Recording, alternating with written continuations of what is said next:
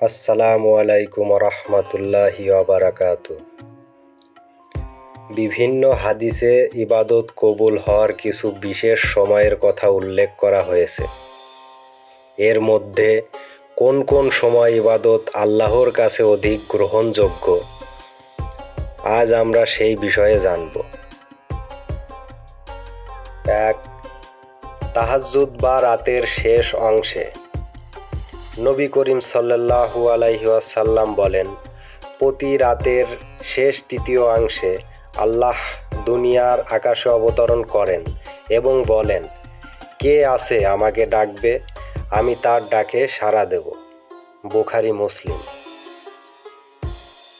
2. আজানের সময় এবং আজানের পরের সময়।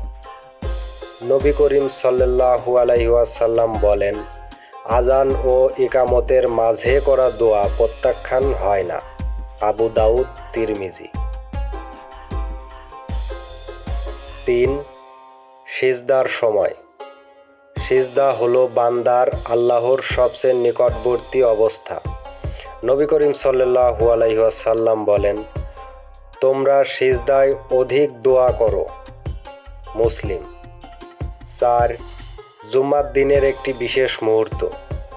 নবী করিম সাল্লাল্লাহু আলাইহি ওয়াসাল্লাম বলেন, যখন কোনো মুসলিম বান্দা দাঁড়িয়ে নামাজ পড়া অবস্থায় আল্লাহর কাছে কিছু চায়, আল্লাহ তা তাকে দান করেন। বুখারী মুসলিম। 5. রমজানের শেষ দশকে, বিশেষ করে লাইলাতুল কদরে। আল্লাহ বলেন, লাইলাতুল কদর 1000 মাসের চেয়েও উত্তম। সূরা কদর। 6.